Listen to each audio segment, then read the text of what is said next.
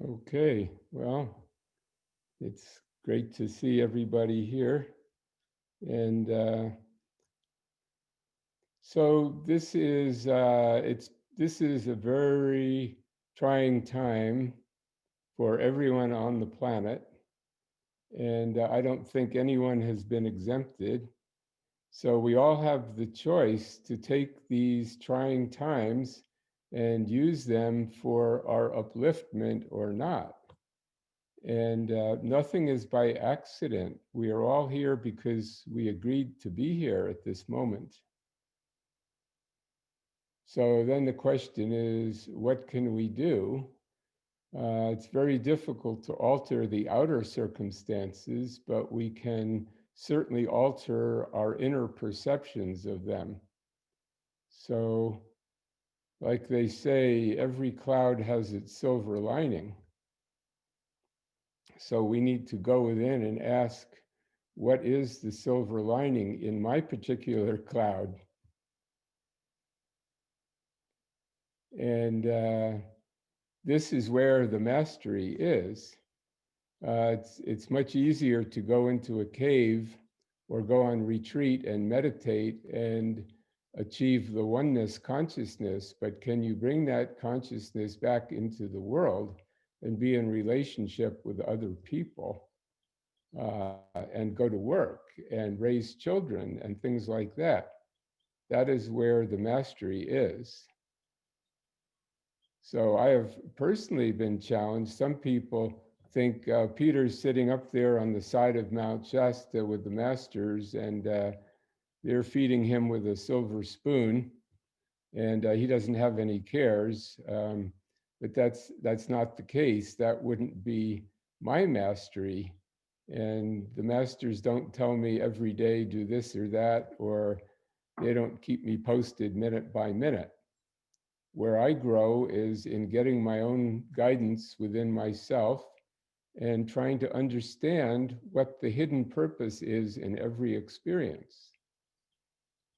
The last couple of months, I've had a particularly trying time because the house where I was very comfortable with a beautiful view of the mountain and a garden and deer living in the front yard was sold. And there were no other places for rent in Mount Shasta. So many people from the city came up here this summer that all the rentals were taken. So I was faced with actually homelessness, and it was not something I was looking forward to. Yet, at the last minute, a place always appeared for me to stay. And over the last 2 months, I've moved from place to place. And now, finally, thanks to a dear friend, I've been offered a house at the foot of Mount Shasta that will be a focal point for this work. So I hope soon to be able, after I've moved in, to begin offering more programs and Ascended Master teachings. And as of today, I have made 76 revolutions around the sun.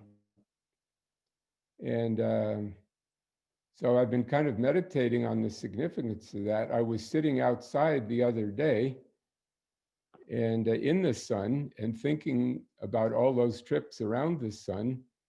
And I suddenly had the realization that actually, although my physical body had gone around the sun, my spiritual body actually was the sun.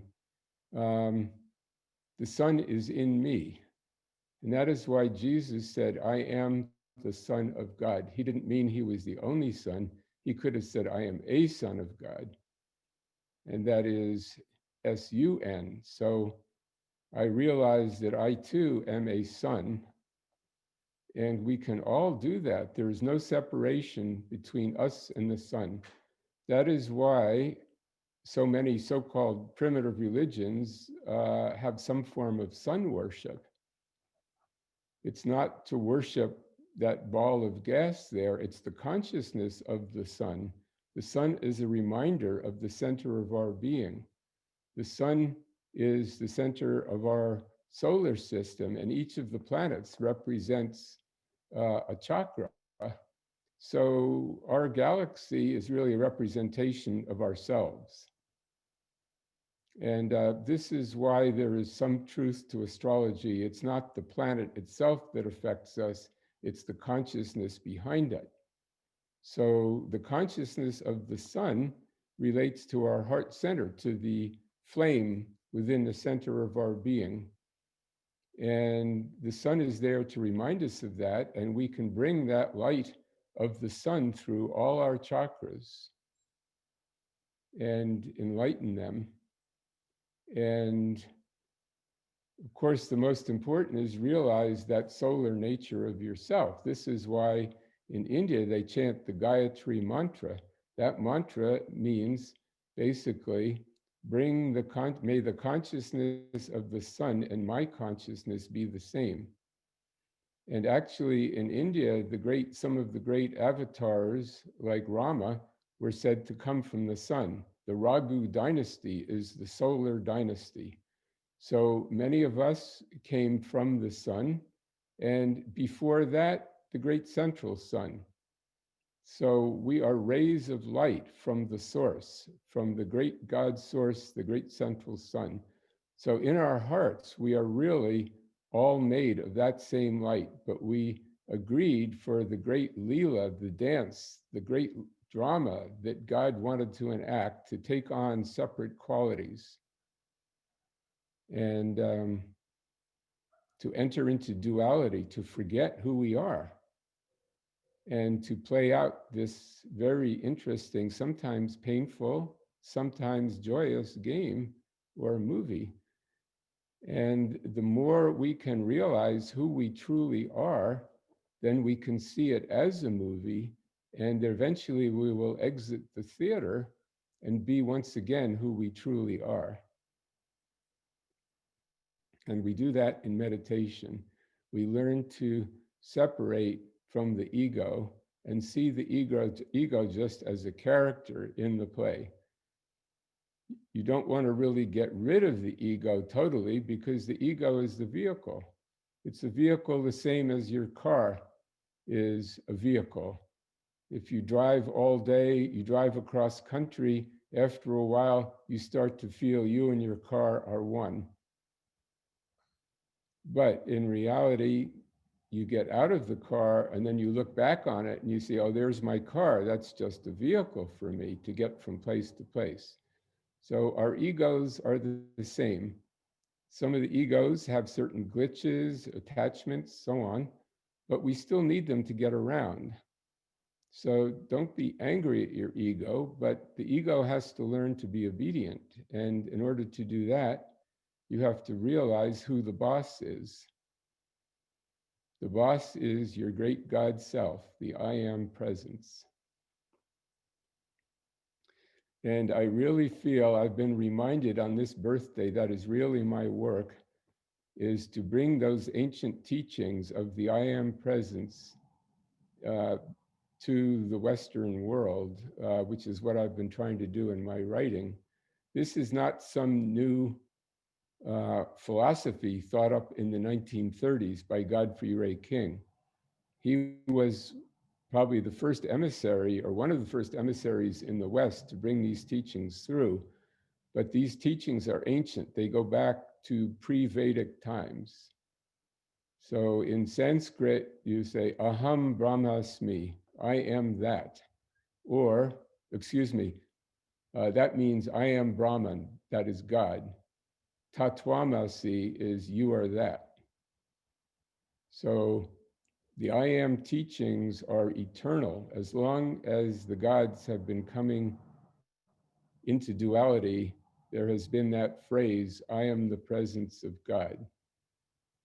And this needs to be not just said, but actually felt in your heart. So maybe we could all take a few minutes and meditate on that. So I'm going to close my eyes a little bit and observe the breath. The in-breath and the out-breath. Just feel the rise and fall of your chest. This will slow your mind down.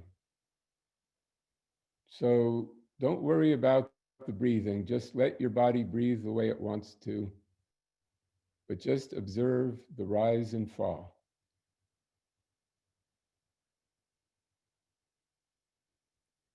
And if you have a thought or you hear a sound, just label that thinking and come back to the breath.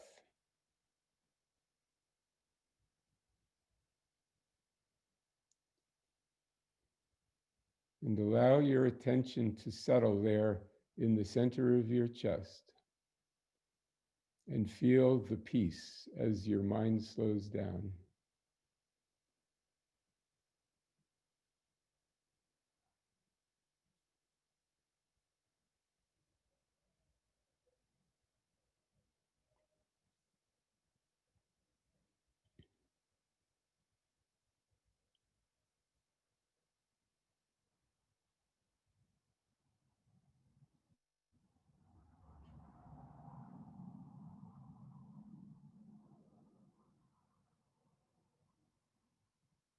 Now gradually feel a warmth in the center of your chest.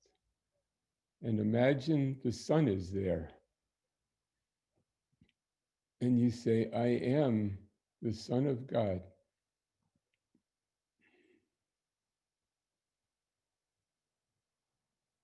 And your body is no longer solid, it's crystalline.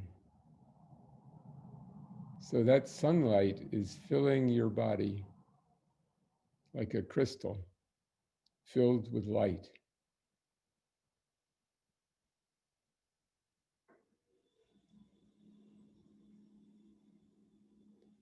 And allow that light to radiate out into the room, illuminating the room.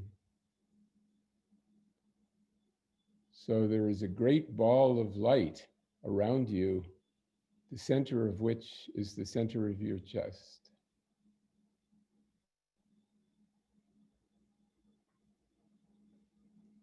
You can say again, I am the Son of God. I am the living light.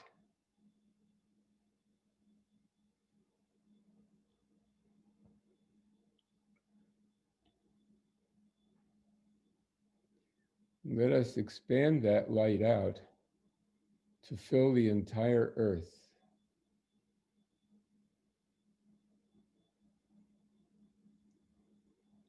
In fact, the entire universe.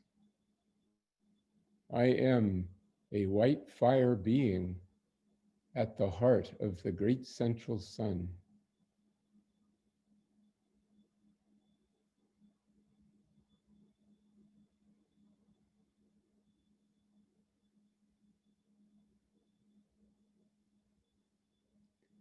Bring that awareness now back to the center of your chest and see the sun there. And let us bring that sun down to the solar plexus. And why is it called the solar plexus? Because there is a sun there. It is a plexus which is nourished by the sun. So feel the sun in your solar plexus.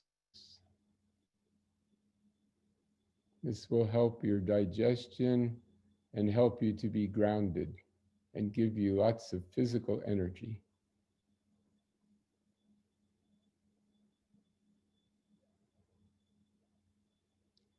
And bring the sun now to the sacral center.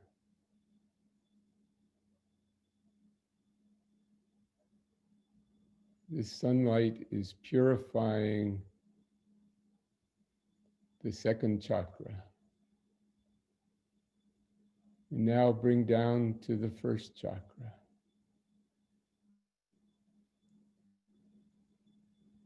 This is purifying your connection with Mother Earth.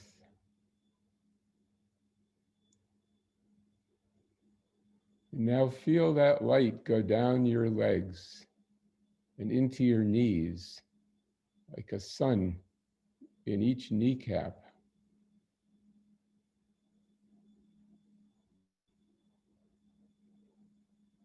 And then the sun goes down further, down into your feet, into your toes, and you feel a sun under each foot.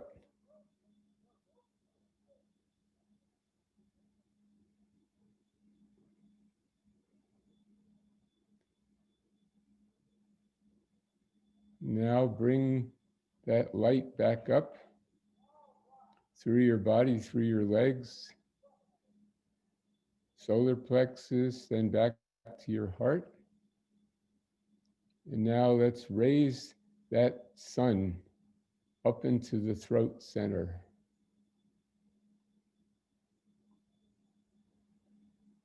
A sun in the center of your throat, so that all the words you speak are filled with God consciousness.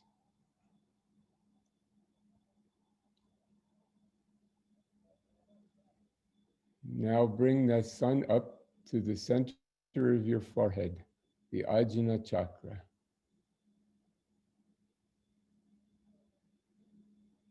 You can say, I am the divine mind of God, illuminated by the sun, which I am. I am enlightened awareness.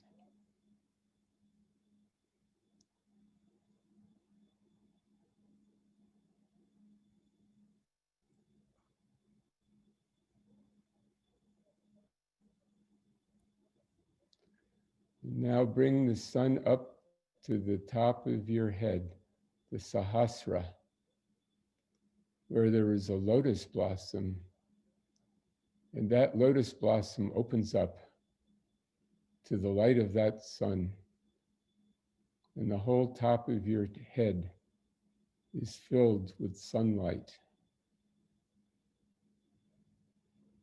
And now allow that sun to ascend above your head, going up a tube of light, and it merges with your I am presence. And you realize now that that light, that sun, came from the I am presence. It is God's gift to you to use in your body, to animate your body, and to use in daily life, and to call it forth in mastery. So behold the majesty of your I am presence, a great golden sun above you, about 50 feet in the air, above your head, surrounded by beautiful rainbow rings of light, colored light. You can say, I am one with God, and feel your God consciousness.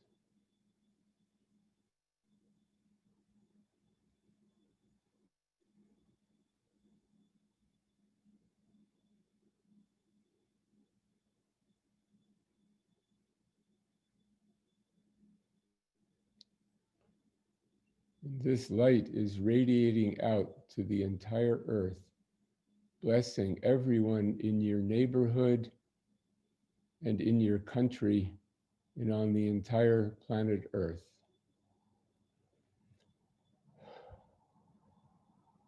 So let us gradually now come back down that tube of light and realize that on either side of you, in front and in back of you, is violet fire. That this tube of light is surrounded by violet fire, which you can intensify and call forth anytime you wish.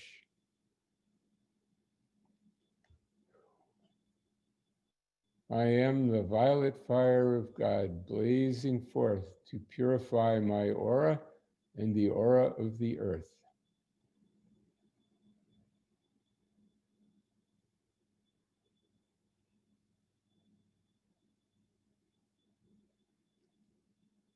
Now gradually come back down to the center of your chest. Feel your heart and be aware of your breathing.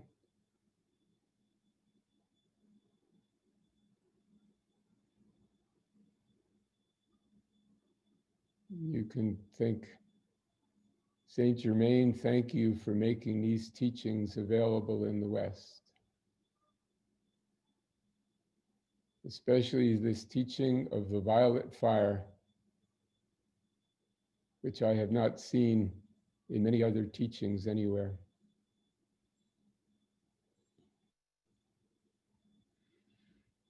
So you can open your eyes if you wish or not. I would like to say that the I Am Presence is not a theoretical depiction or drawing. It is a very real being, even more real than your physical body. When I first came to Mount Shasta, I thought this was an artist's conception of the higher self, that it was theoretical. But on 2 occasions, I've actually seen the I Am Presence. On the first time, it was depicted very much as in the artist's drawing. I will try to show you. There's one hanging on the wall here. I don't know if you can see it, but it's in a lot of the I Am books. It looked very much like that, except the color, the intensity of the light seemed to be brighter than the sun. I was awakened in the middle of the night by this presence that was absolutely dazzling. And I sat up. This is not a dream. I sat up and I said, "Who are you?" I thought it was some cosmic being. And it said, "I am you. I am your own God presence." And with that, I passed out. I fell back on the bed. I didn't wake up until morning. So then I knew the reality of it. It also told me some other things before that. Then another time, many years later, before I underwent an ordeal, it appeared again. This time it was somewhat terrifying. It was so bright. I thought that a plane had exploded and was falling on the house where I was living. It was so bright. And that woke me up, definitely. So I sat up in bed. I was completely drenched in sweat. The heat was so intense. And then it came back again, even closer. And I knew then it was the I Am Presence. And I thought my body was going to, I thought I was going to ascend. I thought my physical body was being consumed by this because the heat was tremendous. And I said, "Why are you doing this to me?" And it said, "I want you to know my reality and the infinite power which I have. And I want you to know that I am with you always." And then it disappeared. So you could not take a breath without God. That I Am Presence is sending a signal down through a tube of light or a silver cord through the top of your head down to your heart. And it's giving your heart the signal to beat. And it's giving your lungs the signal to inhale and exhale. And it's running every function in your body. Without God, you would not live another second. And that God presence hears your every thought and feeling and knows everything you are going through. But God says, "Hey, if you want to do it your way, fine. But if you get tired of that, I'm always here for you." So I would say during these trying times or any time, turn your attention inward to that God presence, and the presence hears you. It hears you even before you ask. It knows what you're going to ask. And maybe it even put the question in your mind. But you can have a dialogue with the I Am presence. And frequently, the answer does not come in words, it comes simply as a feeling. And sometimes you don't get the feeling right away. It will come days later, or it doesn't come till the moment to act arrives, and then you know what to do. When I first met Pearl, she said, Saint Germain is teaching you. And I said, I don't hear a thing. Would you channel a message to me from him? And she said, I am not allowed to channel. That would weaken you. But he is teaching you, and when the moment arrives to act, you will know what to do. He's working with your Holy Christ self, imparting the teachings on that level, and you will bring that through as the time comes.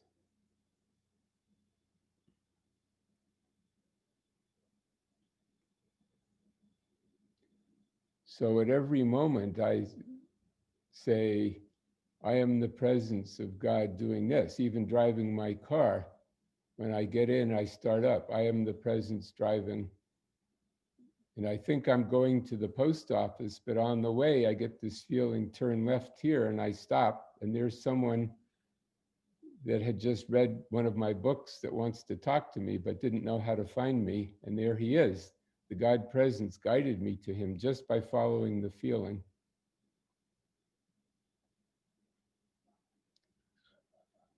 Or I met Annika, our co-host here. I heard the inner presence say, go to Berryvale. I want you to meet somebody. So I wandered around. Berryvale is the local health food store.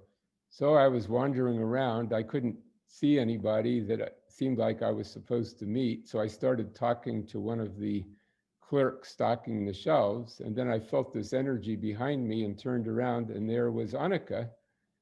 And she said, oh, I've seen some of your videos. And so, you know, one thing led to another, and now she's volunteered to help me with this work. So that's all through just following the inner feeling, sort of disconnecting the ego and the logical, rational mind, and having the courage to follow what's in your heart. God guides you through your heart and through your feelings. Well, maybe we'll take a little pause here and see if there are any questions that people have. Annika, have you been watching the questions? Maybe you could tell me if there's a question I should talk about. I can't promise I'll answer the question, but we'll have fun. Yeah, thank you so much, Peter, for that very healing, beautiful meditation that you led us through in that talk. I'm just scrolling through the chat right now to see if any questions came in. You do have a number of greetings if you want to scroll through from your dear friends who are in attendance. So if anyone wants to ask Peter a question, feel free to do so in the chat box right now. There's a question from Sarah, and she's asking you, Peter, does channeling intuitive information for others weaken them? That's a very good question. That's one I hear frequently. Sometimes if you're talking with a friend and they are looking for help and you get an intuition, that could be a prompting from your God presence to share with that person. However, when it becomes a habitual experience, that when that friend is trying to make a decision, they come to you and ask them what to do, or they ask you what to do, eventually that will weaken them. So what Pearl used to do was to kind of lead people through. People were trying to get guidance, and she would say, well, what are your options? And they go, I have this, this, and this. And then she'd say, well, what do you feel like doing? They say, oh, I feel like doing this other thing. And she said, well, why don't you follow your heart? And she'd go, oh, I can do that? Yes. And then they would do that and it would work out great. So it's nice to have a friend that you can talk to that will share intuitively. But again, if it becomes the way that they cannot make a decision without you, then I think it does weaken them. And there's also what's called inspirational channeling. Like we've all seen films like of Jesus or pictures of Jesus. We've read his words, and we sort of know what he would say in a certain situation. So probably any of us could channel a very inspiring message, supposedly from Jesus, but actually it's the Jesus part of ourselves. Like we all have all the masters within us, actually, on an energetic level. So we could be very inspired by our love for that master and give a message that might be uplifting. However, that is not the same thing as that master actually appearing and saying, tell so and so this, and that happens very, very rarely. Um, I was privileged a long time ago that the masters came to me every day for 10 days and gave me a discourse, and they haven't done that since then. And because what they say is, well, first of all, those discourses were spiritual teachings. It wasn't telling someone what to do in their lives, and it was not making fantastic prophecies about the future. They were all the I am teachings. Um, So I'd say beware when people you read on the internet these channelings, that is not coming from enlightened beings. And what's amazing to me is there's some of these people have been channeling messages for 10 years and have never been right, but people still follow them. So best thing is follow God within your heart. That's beautiful, Peter. Yeah. Thank you so So much. we have something else. No, it's these, There are a number of questions. So hi to Lily and hi to everyone. Thank you for all of your greetings. There is a question I see that from Indu that is standing out to me. Want to see, he's saying, Peter, any words for parents of young children like us? Love from Kansas. Well, I feel for parents at this time with the school situation. But again, I would say this is not happening by accident. Um, that this situation is the unfolding of various consequences, and that your children volunteered to be here, to have you as parents, and to be here at this time. Again, it starts in meditation. It starts in loving yourself. And as you change, your daughter will feel the change in you.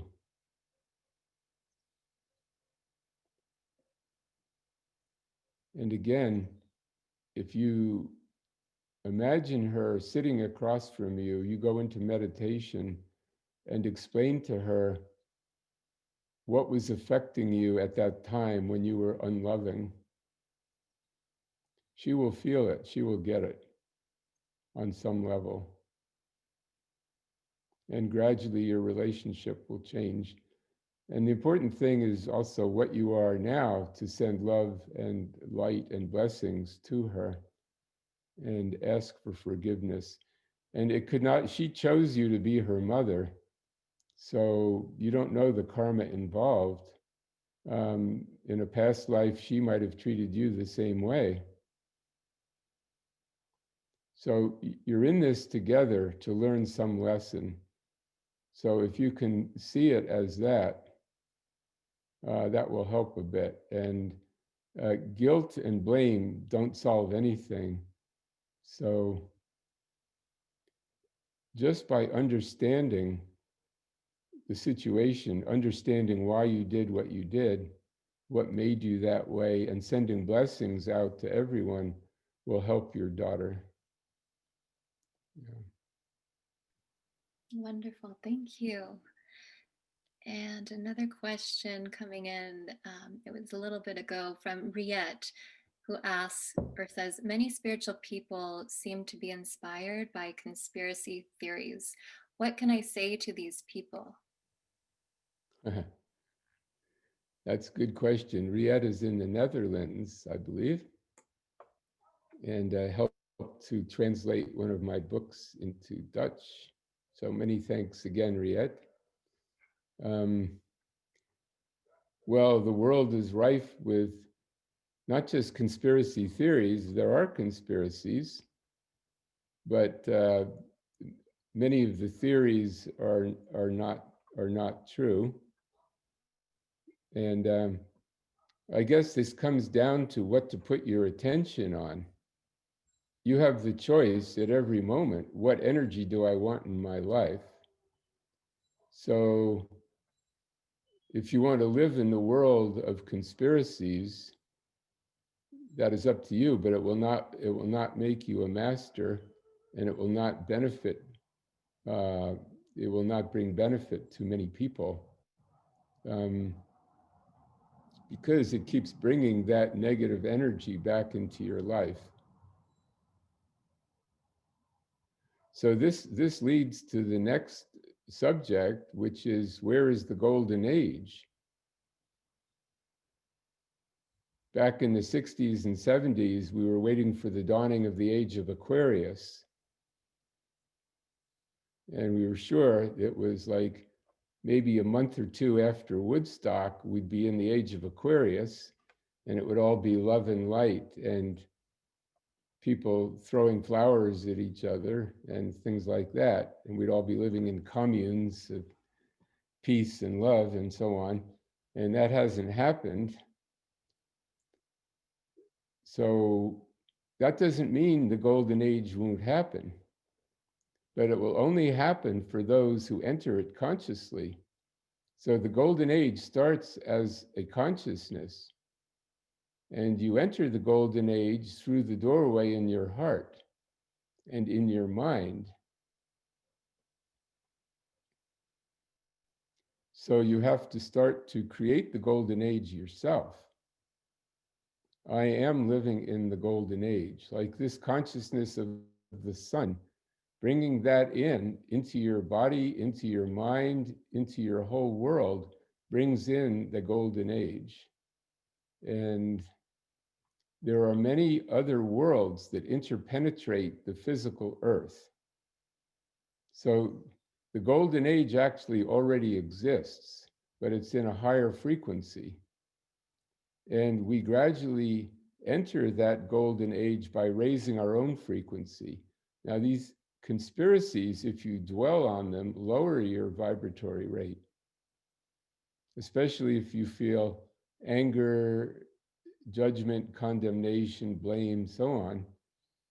But if you start to realize that everything is working out so that everyone is getting the lesson that they need, and you don't maybe need the same lessons as other people, you can consciously move into that golden age yourself. And I would like to say, Anthea, who gives these teachings in South Africa. She is aware of some of these conspiracies, but always remains very positive that we are going into the golden age. And that is a great blessing to all the people she works with who participate in her meetings. I believe it's I Am Free. Maybe she could type the website out. It's very, very positive. So you can be aware of these conspiracies. That's sort of a part of being educated. I like to know what's happening in the world, but at some point I say, okay, enough is enough. I don't need to dwell on this every day. I read very little of the news now because I get the drift of what's happening. I see the bigger picture. And it's my work to help bring the new age in through the I am teachings and working with the light. Every day I see myself above the Capitol, sending light down into the White House and into the Congress and into all state capitals, and actually to the capitals of every country in the world. I invoke the masters to come through there. And I don't need to know all the skullduggery and the conspiracies going on there. If you want to serve the light, you have to be the light. So I am the light of God in action in all the countries in the world. I am the great divine director of all the governments of the earth. I am divine justice come forth through all state governments, through all justice systems. I am the great divine director of all military forces, all police forces. I am the victory of the light on planet Earth, now made manifest. Whew. I call in the ascended masters to magnify and amplify these decrees, these affirmations. So as each of you do that, in whatever country you're in, that light is going forth.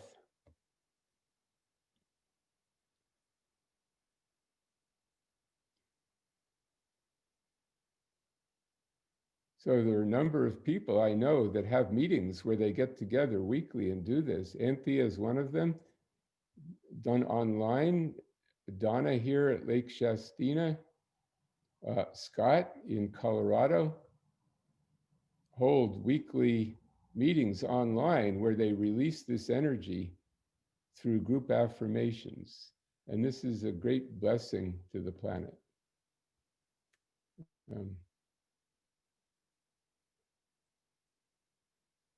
So I guess the bottom line is don't dwell on conspiracies.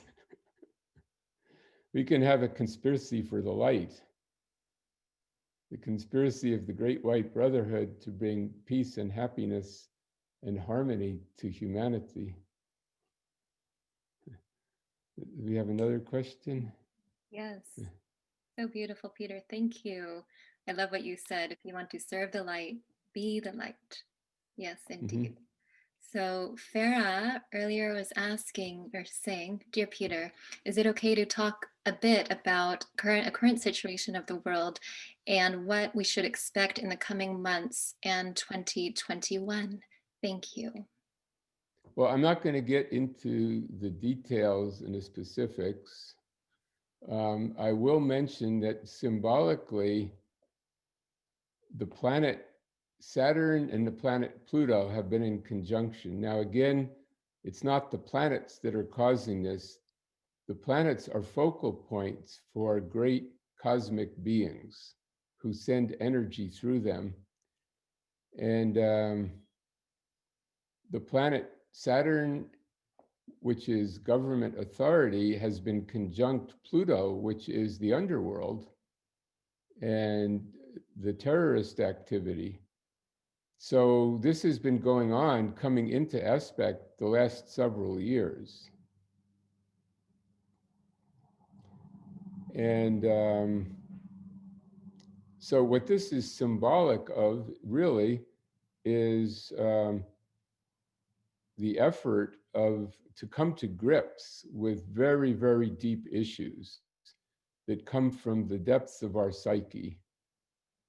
And Saturn represents government control, responsibility, and authority. So you have the power of the underworld coming into conflict with authority. And Saturn is also the great teacher. So we are learning through this. Pluto is also can be seen as the ego. So Saturn is cutting away our ego attachments to things. And Saturn is bringing up all the nefarious activities of humanity.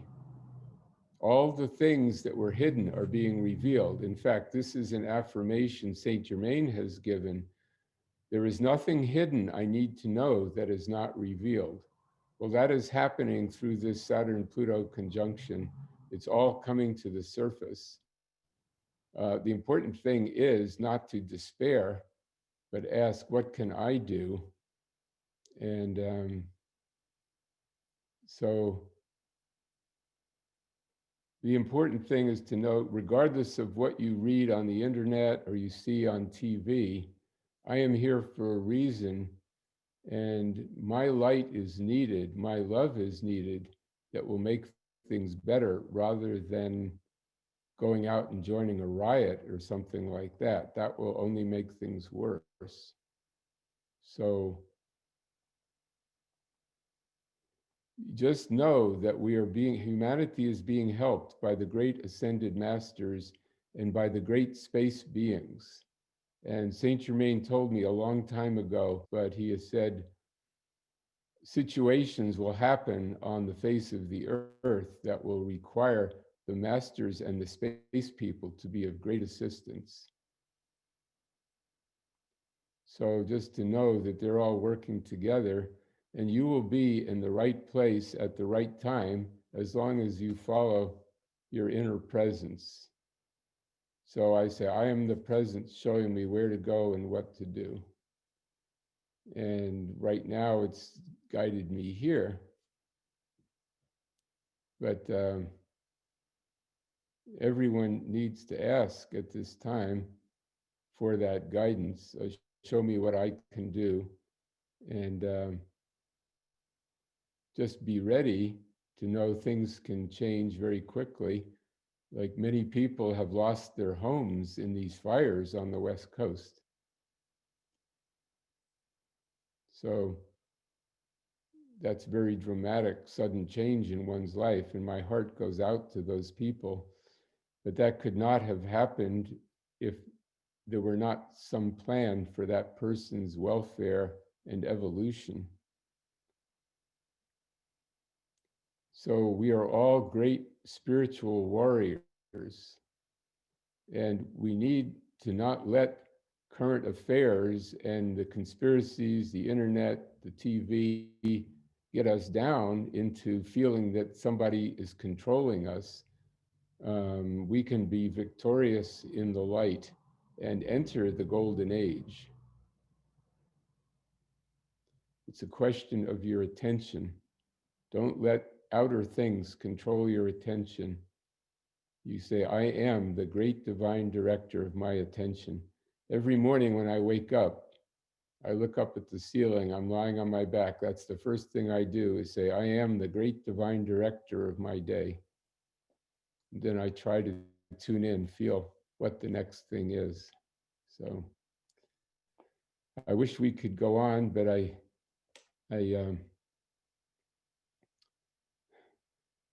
maybe we could end with a short meditation. So let us just close our eyes and turn our attention inward. Just feel gratitude to Saint Germain for making the I Am teachings available, the teachings of mastery, that we can all learn to become masters and enter the golden age.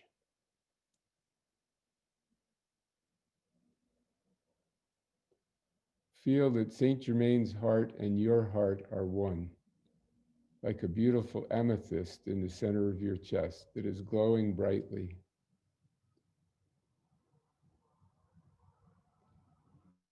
I am the violet consuming flame, blazing out into the world, dissolving and consuming anything less than perfection.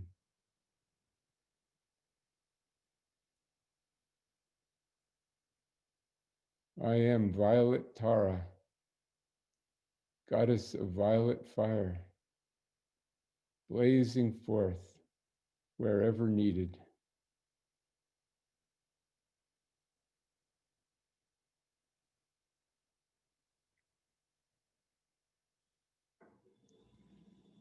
I am the Great White Brotherhood, the Ascended Council of Light.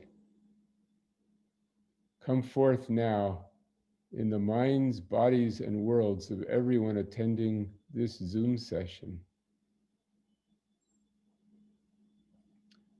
And for everyone who later watches this video, come forth in full God power and dominion, and establish wisdom, love, peace, and harmony.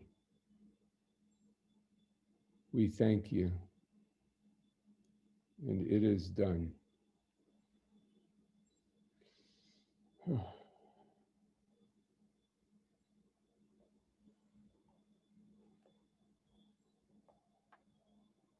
Many blessings to all of you. Thank you for making this a wonderful birthday for me. And any last words, Peter? I love you. And I feel your love. I'm very touched by all your kind comments. I haven't been able to answer each of them, but I will read them later. And I just know that you're in my heart, and we're connected on the inner planes. So.